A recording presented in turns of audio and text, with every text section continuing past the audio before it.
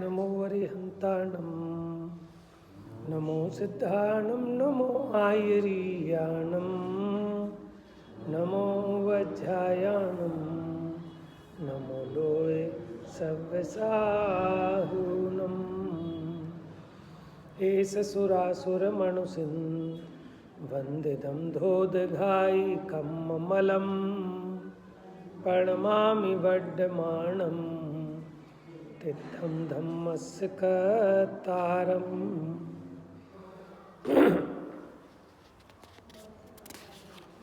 तो यहाँ प्रवचन सारजी ग्रंथाधिराज में चरणानुयोग सूचक चूलिका में तीसरा अंतराधिकार शुभोपयोग अधिकार प्रारंभ हुआ था। पेज नंबर 454,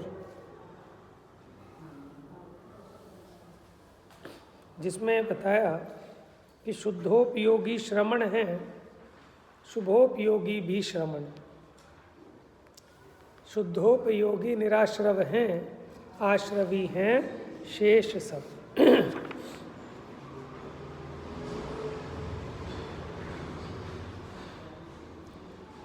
फिर नेक्स्ट पेज पे आ जाओ। शुभोपयोगी श्रवण का लक्षण सूत्र द्वारा बताया गाथा नंबर 246 में। अरहंत आदि के प्रति भक्ति, जो प्रवचन में रत हैं, लीन हैं, ऐसे जीवों के प्रति वात्सल्य,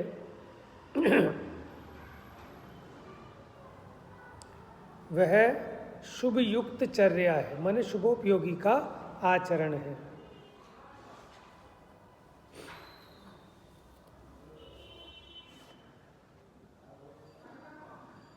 पेज नंबर 457 पर भावार्थ देखिए एक बार फिर से।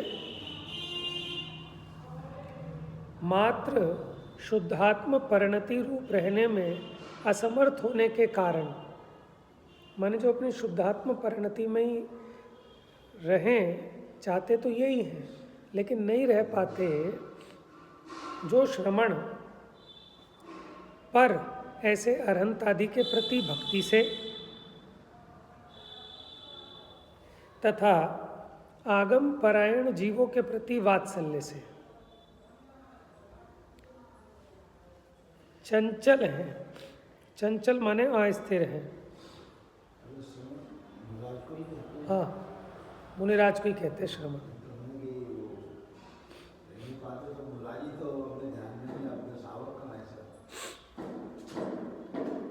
तो यह मुनिराज के लिए कह रहे हैं कि मुनिराज शुद्धोपयोगी भी होते हैं और शुभोपयोगी भी होते हैं।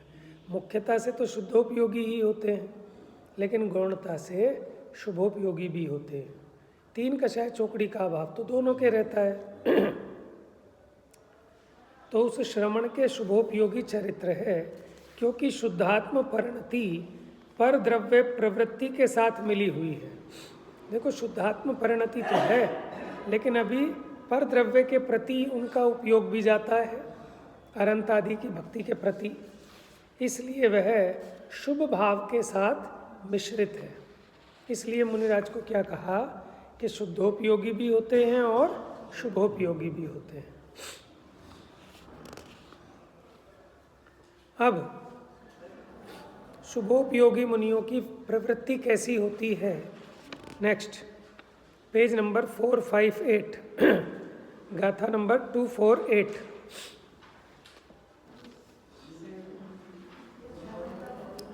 मूल ग्रंथ में देख रहे हो ना आप? क्या, मैं तो पेज नंबर कह रहा हूँ 458।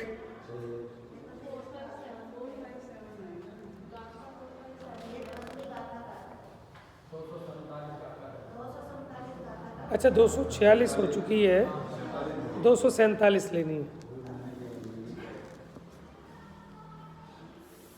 अब देखो, गाथा तो यहाँ है और गाथा का जो अन्वयार्थ है वो नेक्स्ट पेज पे है।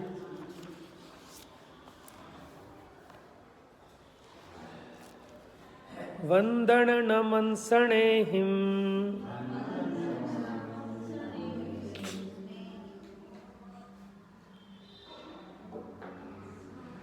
अभ्युत्थानानुगमन परिवत्ति। देखो वंदन, वंदन नमस्सामी माने नमस्कार, अभ्युत्थानम माने अभ्युत्थान कि कोई आए विनय से खड़े हो जाना, अनुगमन उनके पीछे पीछे चलना,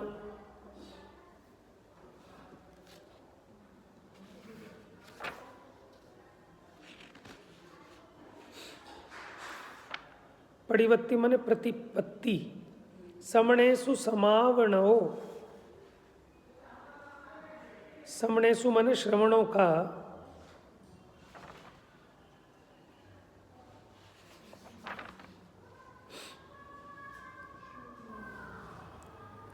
अच्छा ये जो लिखा है ना समावरणो, श्रम आपनाए माने जो उनकी थकान है, थके हुए कोई मुनिराज हैं, उनका श्रम दूर करना माने वैयावृत्ति आदि करना। ना निंदता माने निंदित नहीं है, राग चरियम्मी, राग युक्त चर्या में ये निंदित नहीं है। राग युक्त चर्या किसको कह रहे हैं कि शुभोपयोग रूप है ना ये चर्या, तो उसमें ये निंदित नहीं है। क्या क्या चीज़ें बताई हैं देखिए, पेज पलट लीजिए अब। श्रमणों के प्रति वंदन नमस्कार सहित अभ्युत्थान अनुगमन रूप विनीत प्रवृत्ति करना तथा उनका श्रम दूर करना, वह रागचर्या में निंदित नहीं है। माने जो शुभोपयोगी श्रमण हैं उनकी ये प्रवृत्ति भी पाई जाती है, इससे मुनिपना खंडित नहीं होता। शुभोपयोगियों के शुद्धात्मा के अनुराग युक्त चारित्र होता है। उनको किसके प्रति अनुराग है? शुद्धात्मा के प्रति।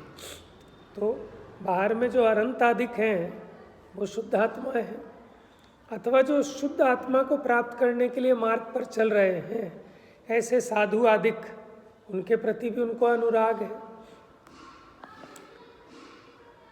तो जो शुभोपयोगी हैं उनके शुद्धात्मा के अनुराग युक्त चारित्र होता है। शुद्धात्मा के अनुराग, बाह्य विषयों के अनुराग नहीं, 5 इंद्रिय के विषयों का अनुराग नहीं, क्योंकि वो जाएगा अशुभोपयोग में। ठीक है। और खाली वैसे ही लौकिक दयादान भी नहीं, शुद्धात्मा के अनुराग, ये शुभ भाव। इसलिए जिन्होंने शुद्धात्म परिणति प्राप्त की है ऐसे श्रमणों के प्रति जो वंदन नमस्कार अभ्युत्थान अनुगमन रूप विनीत वर्तन की प्रवृत्ति तथा शुद्धात्म परिणति की रक्षा की निमित्त भूत ऐसी जो श्रम दूर करने की प्रवृत्ति है, एक तो उनकी विनय करना, दूसरा शुद्धात्म परिणति की रक्षा के लिए उनकी वैयावृत्ति करना। ये जो प्रवृत्ति है वह शुभोपयोगियों के लिए दूषित नहीं है। माने शुभोपयोगियों के ऐसी प्रवृत्ति भी देखी जाती है। अब कहते हैं कि शुभोपयोगियों के ही ऐसी प्रवृत्तियां होती हैं, माने शुद्धोपयोगी के नहीं होती, क्योंकि वो तो ध्यान में लीन होंगे। ठीक है, जो शुभोपयोगी हैं उनके इस प्रकार की प्रवृत्ति देखी जाती है, शुद्धोपयोगियों के नहीं। इसी पेज पे ऊपर गाथा 248, दंसन्नाणुवदेशो सिसगहणं च पोषणं ते सिं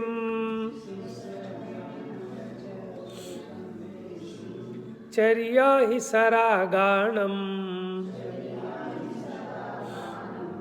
जिनिंद पूजोवदेशोय। और देखो और कैसी प्रवृत्ति होती है।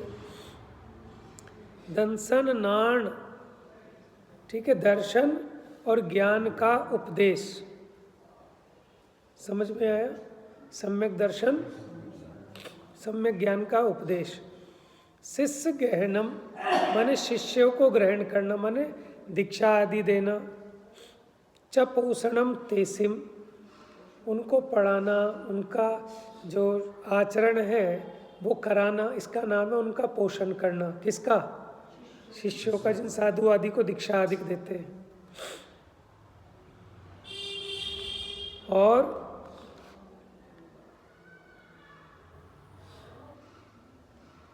चर्या ही सरागाणम, चर्या माने चर्या आचरण, सरागाणम माने सरागियों की चर्या है। कैसी? जिनेन्द्र पूजोपदेशो यह, और जिनेन्द्र पूजा का उपदेश। क्या क्या बातें बताई? दर्शन ज्ञान का उपदेश, शिष्यों का ग्रहण और उनका पोषण, ठीक है, और जिनेन्द्र पूजा का उपदेश। ये सरागियों की चर्या है, माने जो शुभोपयोगी मुनिराज हैं ये उनकी चर्या है। अनुग्रह करने की इच्छा पूर्वक दर्शन ज्ञान के उपदेश की प्रवृत्ति। काहे का उपदेश देते हैं? सम्यक दर्शन सम्यक ज्ञान का। जितने भी आपके लोकाचार हैं इसके उपदेश से उन्हें मतलब नहीं है कि पैसा कैसे बढ़े, है। शिष्य ग्रहण की प्रवृत्ति, शिष्य ग्रहण माने मुनि दीक्षा देना, ये नहीं कि चेले ऐसे ही बनाना। हाँ, उनके पोषण की प्रवृत्ति। अब जिनको दीक्षा दी उनको शिक्षा भी देना, उनकी समाधि आदि कराना, उनको आचरण कराना,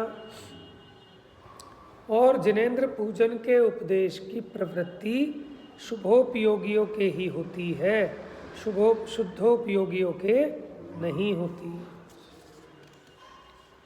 आगे और निश्चित करते हैं कि ये सब प्रवृत्तियां शुभोपयोगियों के ही होती हैं।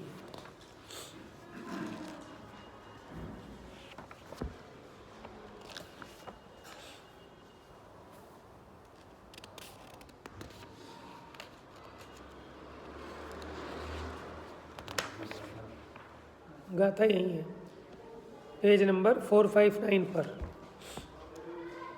249 नंबर की गाथा, 249। उवकुण्ति जो विनिच्चम चादु वर्णस्य समण संघस्य।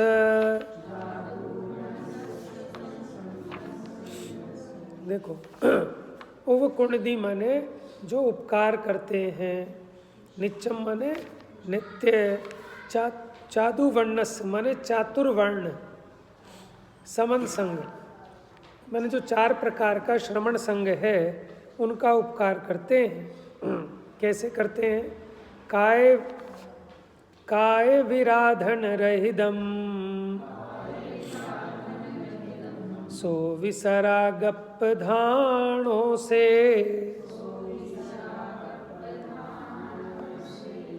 उपकार तो करते हैं लेकिन ऐसा उपकार नहीं करते जिससे षटकाय के जीवों की विराधना हो। षटकाय के जीवों की विराधना से रहित उनका उपकार करते हैं, 4 प्रकार के श्रवण संग का। तो ये भी क्या है? सराग प्रधानों से। ये सराग प्रधान चर्या है, माने जिसको अभी शुभोपयोग की मुख्यता है, ऐसे मुनियों की चर्या है। ये भी क्या करना कि अन्य जो श्रवण अधिक हैं उनका उपकार करना, 4 प्रकार के श्रवण संग का। संयम की प्रतिज्ञा की हुई होने से 6 काय के विराधन से रहित जो कोई भी शुद्धात्म परिणति के रक्षण में निमित्त भूत ऐसी 4 प्रकार के श्रवण संग का उपकार करने की प्रवृत्ति, माने इनकी शुद्धात्मा की परिणति बनी रहे, उसमें जो सहायक हो वो उस प्रकार का उपकार करते हैं, लेकिन षटकाय के जीवों की विराधना ना हो, ये भी ध्यान रखते हैं। तो ये भी राग की प्रधानता वाला है। ये भी शुभोपयोगियों के होती है, शुद्धोपयोगियों के कदापि नहीं। आगे आइए 250 नंबर 461, पेज नंबर 461। जदि कुणदिकाय खेदम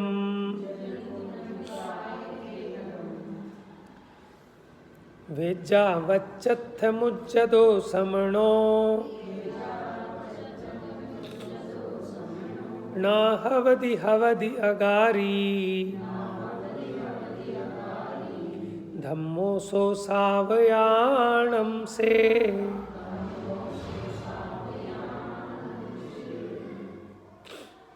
माने वो सब प्रवृत्ति तो करें, लेकिन ऐसी नहीं करें कि जिससे अपने संयम का छेद हो जाए। षटकाय जीवना हननते, ठीक है। और अगर षटकाय के जीवों की विराधना हो तो वो मुनि की चर्या नहीं है। शुभोपयोग तो है, लेकिन मुनि की चर्या नहीं है, वो श्रावक की चर्या हो सकती है। जैसे मंदिर बनवाना, समझ रहे हैं, विधवा आश्रम बनवाना, जुलूस निकलवाना, ये श्रावकों की चर्या तो हो सकती है, मुनिराज की चर्या नहीं हो सकती, क्योंकि कह रहे हैं ना शुभोपयोग। तो शुभोपयोग में भी मुनि की भूमिका में मुनि का संयम जिससे नष्ट ना हो, ऐसा ही उपकार कर सकते हैं। जिसमें 6 काय की विराधना हो, ऐसा कार्य वो नहीं करते। अब देखो, यदि कोणदि काय खेदम, हाँ, कुणदि मैंने करते हैं, काय खेदम मैंने 6 काय को पीड़ित अगर करते हैं। वेज्जा वच्चथ मुज्जदो समणो,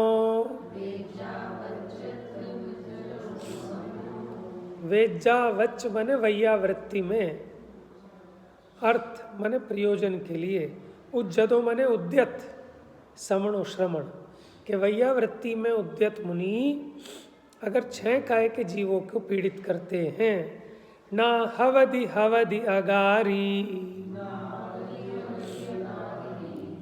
माने अगर वो उद्यत होते हैं समणो ना हवदि, तो वो श्रमण नहीं है। क्या है? हवदि अगारी। अगारी किसको कहते हैं? गृहस्थी को। और अनगारी मुनिराज को। अगारी गृहस्थ को। अगार बने होता है घर, तो जो घर सहित हैं वो अगारी या आगार अथवा सागार, और जो घर से रहित हैं वो अनगार। एक है ना सागार धर्मामृत, श्रावकों का वर्णन है, और अनगार धर्मामृत मुनियों का वर्णन है। समझ गए? सागार किसको कहेंगे? गृहस्थी को। और अनगार धम्मो सो सावयाणम से। सावयाणम माने श्रावकों का धर्म हो सकता है, वो मुनियों की चर्या नहीं है कि 6 काय के जीव पीड़ित हो। आ जाइए, टीका देखिए सीधा नीचे। जो दूसरे के शुद्धात्म परिणति की रक्षा हो, ऐसे अभिप्राय से वैयावृत्ति की प्रवृत्ति करता हुआ अपने संयम की विराधना करता है। जैसे कोई उदाहरण बताओगे पुराण का? जैसे विष्णु कुमार मुनि, उन्होंने जो किया तो फिर श्रवण नहीं रहे ना, वो श्रवण की भूमिका में योग्य नहीं था, इसलिए उन्होंने बुद्धिपूर्वक पहले श्रवण पद को छोड़ा, क्योंकि वो श्रावक के योग्य है।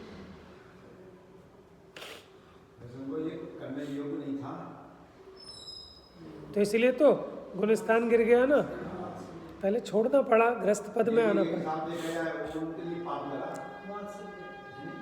देखो पाप की बात ऐसी है,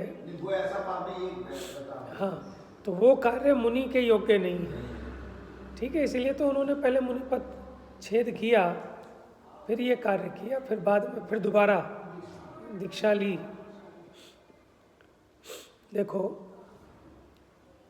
क्योंकि मुनि की भूमिका में वैसा राग आ ही नहीं सकता, और उतना प्रपंच भी नहीं हो सकता, क्योंकि 3 कषाय चौकड़ी का अभाव है।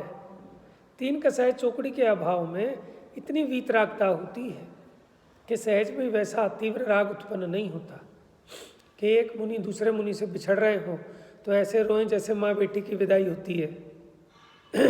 तो ये काम मुनि की भूमिका में नहीं होता, संभवित ही नहीं है। और अगर इतना राग आ रहा है तो सोचो कितने दुखी रहेंगे।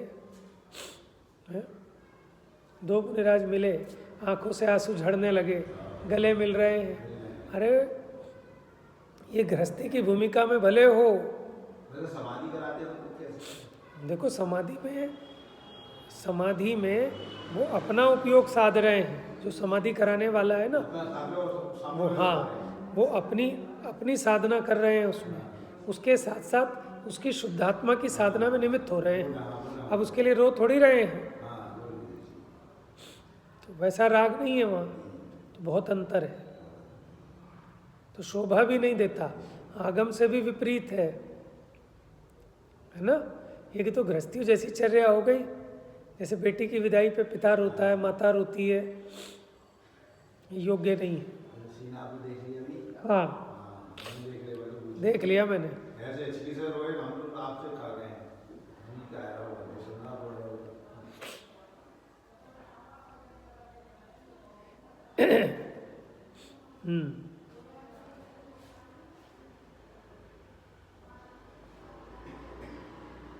टीका देखिए, तो जो दूसरे की शुद्धात्म परिणति की रक्षा हो, ऐसे अभिप्राय से वैयावृत्ति की प्रवृत्ति करता हुआ अपने संयम की विराधना करता है। वह ग्रस्त धर्म में प्रवेश कर रहा होने से श्रामण्य से च्युत होता है, क्योंकि वो मुनि की भूमिका में योग्य नहीं है। संयम का घात हो गया, तो कह रहे हैं वो तो फिर श्रमण पने से च्युत हो गया। तो जो भी प्रवृत्ति हो वह सर्वथा संयम के साथ विरोध न आए, इस प्रकार ही करनी चाहिए, क्योंकि प्रवृत्ति में भी संयम ही साध्य है।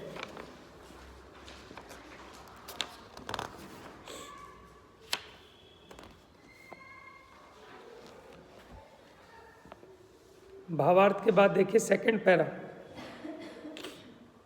यहाँ इतना विशेष समझना चाहिए कि जो स्वशरीर पोषण के लिए या शिष्य आदि के मोह से सावध्य को नहीं चाहता, उसे तो वैयावृत्ति आदि में भी सावध्य की इच्छा नहीं करनी चाहिए। देखो यहाँ क्या कह रहे हैं कि अब गृहस्थी भी ये बहाना बनाए तो नहीं चलेगा। अगर आप अपने तन के पोषण के लिए, अपने शिष्यों के पोषण के लिए सावध्य में नहीं लगते, तब तो आपको किसी दूसरे की वैयावृत्ति में भी सावध्य की इच्छा नहीं करनी चाहिए, वो शोभास्पद है। किंतु जो अन्यत्र तो सावध्य की इच्छा करे, माने अपने लिए है, अपने परिवार के लिए, कुटुंब के लिए तो सावध्य करे, किंतु अपनी अवस्था के योग्य वैयावृत्ति आदि धर्म कार्य में सावध्य को न चाहे, उसके तो सम्यक्त भी नहीं है। क्या कहना चाह रहे हैं? गृहस्थी के लिए कहा कि आप अपने लिए तो भोजन बनाते हो, अपने बच्चों के लिए बनाते हो। मुनि आए तो कहो भैया मैं इस चक्कर में नहीं पड़ता, उसमें हिंसा होगी, खाना बनाने में आरंभ भी हिंसा होगी। तो जो ऐसा करता है उसके तो सम्यक्त भी नहीं है। काहे के लिए? कि भैया उसमें सावध्य होगा, इसलिए मैं नहीं करूँगा। घर गृहस्थी चलाता है, व्यापार करता है, और यहाँ का पूजा में पूजा नहीं करूँगा क्योंकि अष्टद्रव्य से पूजा करूँगा तो हिंसा होएगी। बात समझ में आ रही है? तो छल विवेक पूर्वक शोध कर, छान कर, बुद्धिपूर्वक ऐसी सामग्री प्रयोग करना कि जिसमें हिंसा ना हो। लेकिन जो गृहस्थी का जितना भी आचरण है वो तो सावध्य सहित है। पूर्ण संयमी जो मुनिराज हो गए उनका धर्म सावध्य से रहित है। तो ये गृहस्थी अगर वैयावृत्ति करने में, ठीक है, मैंने अपने लिए भी आरंभ भी करता है, अपने बच्चों के लिए, परिवार के लिए भी, और मुनिराज आदि के लिए, साधर्मियों के लिए वैयावृत्ति आदि धर्म कार्य में सावध्य को न चाहे, तो उसके तो सम्यक्त ही नहीं है। तो देखो वही काम मुनिराज के लिए तो है। मुनि करे तो मुनि नहीं, और गृहस्थी ना करे तो वो गृहस्थी नहीं, उसके सम्यक्तों का भी ठिकाना नहीं। बात समझ में आ रही है?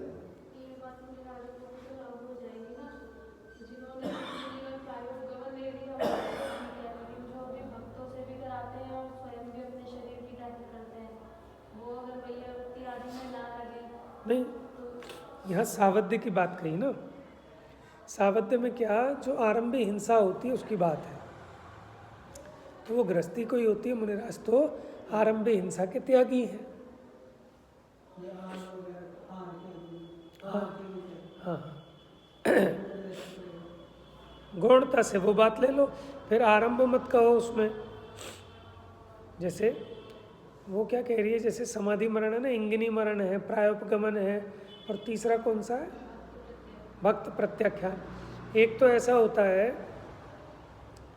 कि वो खुद भी अपने शरीर की टहल कर लेते हैं और दूसरों से करा भी लेते हैं, ठीक है। लेकिन एक ऐसा होता है कि दूसरे से नहीं कराते, खुद कर लेते हैं। और तीसरे ऐसा है, कौन सा है वो, प्रायोपगमन, कि ना तो दूसरे से टहल कराएंगे ना खुद करेंगे। मानो जैसे कांटा चुभ गया तो ना तो दूसरे से निकलवाएंगे ना खुद निकालेंगे। समझ में आया? ना दूसरे से सेवा कराएंगे ना खुद करेंगे। ऐसे भी समाधि मरण होते हैं, वो प्रायोपगमन है। हाँ, भक्त प्रत्याख्यान, इंगिनी और प्रायोपगमन, कराएंगे भी नहीं और खुद भी नहीं करेंगे। समझ में? अलग अलग 3 भेद हैं। तो वो ये कहना है कि जो अपने खुद की शरीर की नहीं करते तो वो किसी दूसरे के में भी नहीं लगे तो कोई दिक्कत नहीं है। वो अर्थ भी ले लेना इसमें। अब प्रवृत्ति के विषय के 2 विभाग बतलाते हैं कि शुभोपयोगियों के किसके प्रति उपकार की प्रवृत्ति करना योग्य है और किसके प्रति नहीं। माने वो शुभोपयोगी जो मुनि हैं वो किसके प्रति तो उपकार करें और किसके प्रति नहीं करें। 2 प्रकार का विभाग बतलाते हैं। ये देखो अच्छी गाथा है, 251 नंबर। जौनहाणम निर्वेखम सागारणगार चर्य जुत्ताणम, यानी सागार अनगार की चर्या युक्त अणुकंप योवयारम कुव्वदुले वो जदिवी अपो।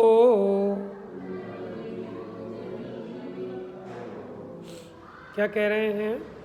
जोनहानम निर्वेखम। जोनहानम माने जैनों का, निर्वेखम माने निरपेक्षतया, सागार अनगार चर्य जुत्तम, वो चाहे साकार चर्या युक्त हो या अनगार चर्या युक्त हो।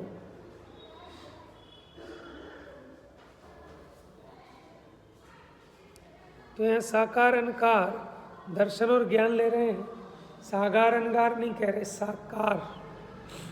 साकार होता है ज्ञानोपयोग और अनाकार होता है दर्शनोपयोग। टीका में आएगा। अनुकंपा योवयारम, अनुकंपा और उपकार, कुव्वधु करो, लेवो जदिवी अपो। यद्यपि अल्पलेप होता है, माने अल्पबंध होता है, तो भी साकार अनाकार चर्या युक्त जैनों का अनुकंपा से निरपेक्षतया उपकार करो। अल्पलेप तो होगा लेकिन फिर भी उनका उपकार करना। टीका देखो। जो अनुकंपा पूर्वक परोपकार स्वरूप प्रवृत्ति उसके करने से, यद्यपि अल्पलेप तो होता है, लेप मैंने अल्पराग की क्रिया है ना, तो अल्प आश्रवबंध भी होगा, तथापि अनेकांत के साथ मैत्री से जिनका चित्त पवित्र हुआ है। किससे चित्त पवित्र हुआ है? अनेकांत। वो जानते हैं क्या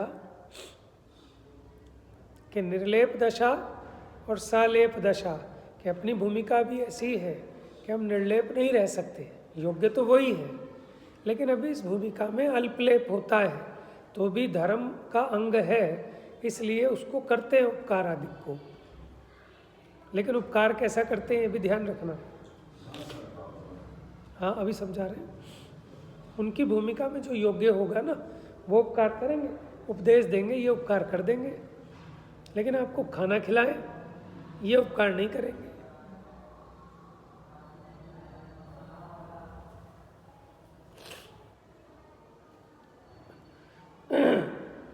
तथापि अनेकांत के साथ मैत्री से जिनका चित्त पवित्र हुआ है, इसका मतलब जिनको अपना चित्त शुद्ध करना हो, वो अनेकांत के साथ मैत्री करो, अनेकांत के स्वरूप को समझो।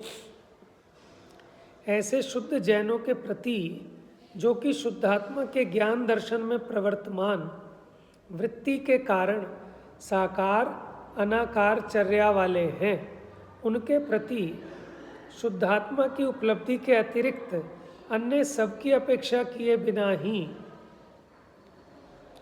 उस प्रवृत्ति के करने का निषेध नहीं है।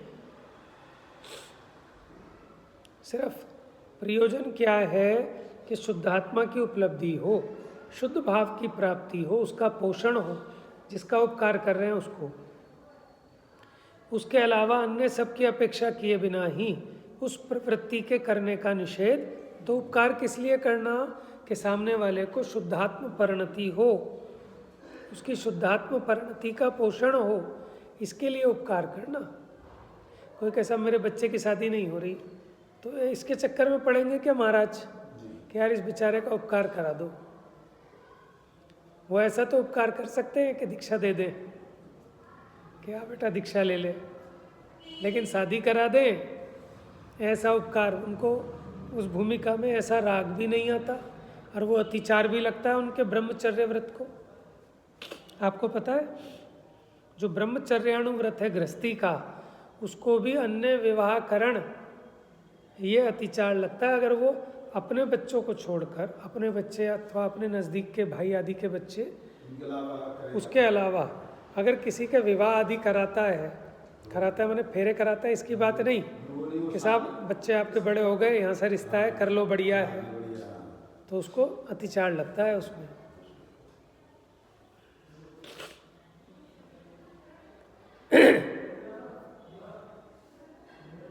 तो प्रयोजन क्या है कि शुद्धात्मा का पोषण हो, उसके लिए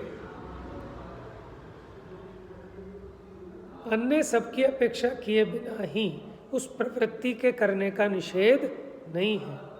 किंतु अल्पलेप वाली होने से सबके प्रति सभी प्रकार से वह प्रवृत्ति अनिषिद्ध हो, ऐसा नहीं है। माने ठीक है, भले ही अल्पलेप वाली है, लेकिन सबके प्रति सभी प्रकार से करने योग्य हो, ऐसा भी नहीं। किसके प्रति बता रहे हैं? शुद्ध जैनों के प्रति। कैसे हैं शुद्ध जैन? अनेकांत के साथ मैत्री से जिनका चित्त पवित्र हुआ है, ऐसे शुद्ध जैनों के प्रति जो दर्शन ज्ञान में प्रवर्तमान चर्या वाले हैं, ऐसे शुद्ध जैनों के प्रति उपकार की बात है। सबका करने बैठ जाएंगे तो फिर अपना कैसे करेंगे?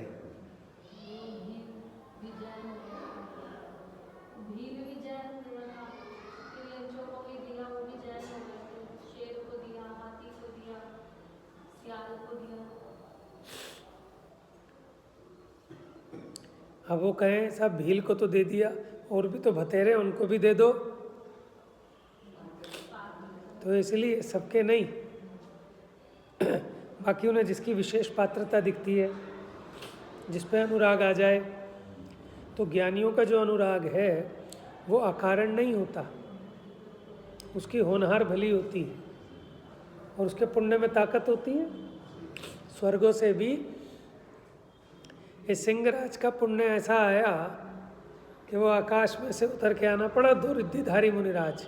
कभी ऐसा देखा है कि 2 वक्ता बैठे हैं और सुनने वाला एक, समझाने वाले 2 मुनिराज, और जिसको समझाना है वो एक, और वो भी तिर्यंच। आप सोचो, हम यहाँ बड़े बड़े 2 विद्वान बुलाएं, चलो महाराज तो बहुत बड़ी चीज़ है, और यहाँ एक जानवर बिठा दें सुनने के लिए सभा में, और कोई ना हो, बताओ कैसा लगेगा आपको? क्या कहेंगे? सब पंडित जी की बेइज्जती करा दी। मैंने हम तो कह के लाए कि साहब हमारे यहाँ 500 की पब्लिक होती है और 400 ही रह गए तो बेइज्जती होएगी। विद्वान भी कहेगा मेरी बेइज्जती कर दी, मैं 1000 लोगों से कम में प्रवचन नहीं करता है। अब देखो वो रिद्धिधारी मुनिराज, ये सब पुण्य का खेल है कि उसके पुण्य में जान है, उसकी होनहार समीप आई है?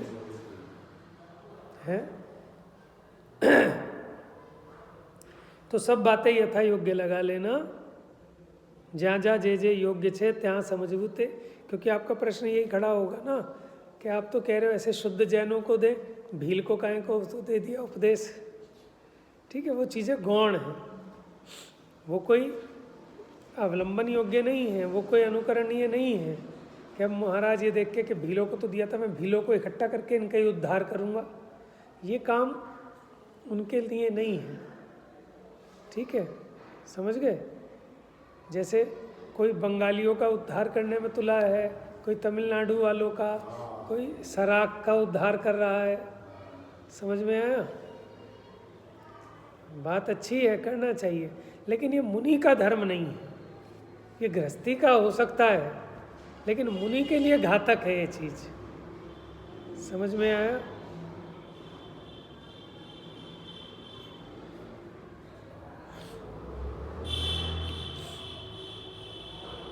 ऐसा है,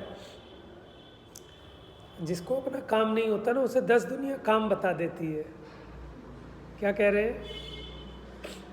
जिसका अपना कुछ काम नहीं होता ना, उसे 10 काम बता देते हैं लोग। अरे तू तो खाली ये कर ले, चल वो कर ले, ये कर ले, वो कर ले। समझ में है? तो जो अपने शुद्धोपयोग में नहीं लगते, उन्हें श्रावक लोग ये ऐसे वैसे कोई ना कोई काम थमा ही देते हैं कि चलो साहब एक बड़ा प्रोजेक्ट बनाएंगे, चलो साहब इन जीवों का कल्याण कराएंगे, चलो साहब तीर्थों का उद्धार कराएंगे। लेकिन आत्मा का उद्धार किसी ने नहीं कराना। समझ में? तीर्थों का भी उद्धार हो जाए, मंदिरों का उद्धार हो जाए, विधवाओं का उद्धार हो जाए, अनाथों का उद्धार हो जाए, हैं, अंधों का उद्धार हो जाए, लेकिन आत्मा का उद्धार तो रह ही जाता है इस चक्कर में।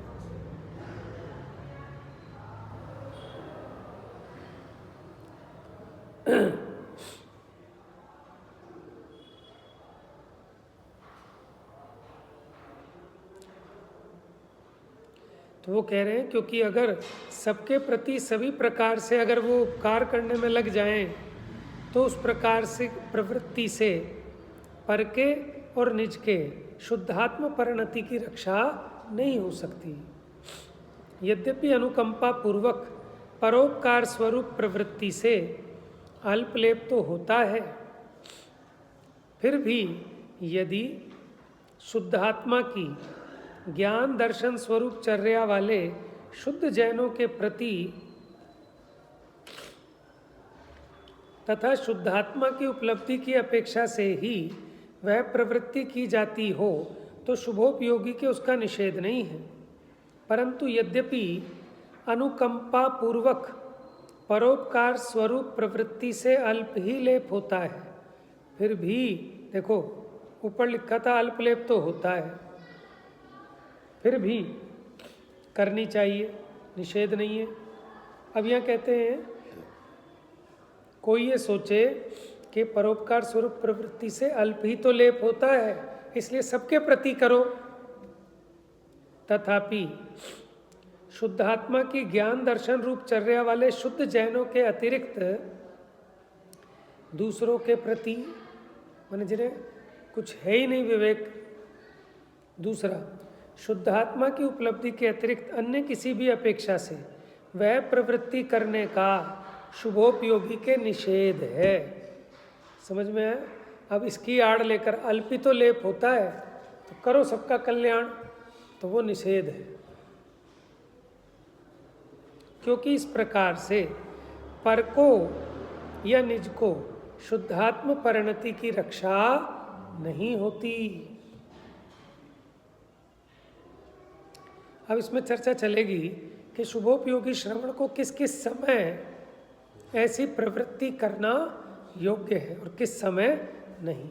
अब वो चर्चा कर लेंगे। जा वाणी के ज्ञान से सूझे लोकालो, सो वाणी मस्तक नमो सदा देत हूँ धो।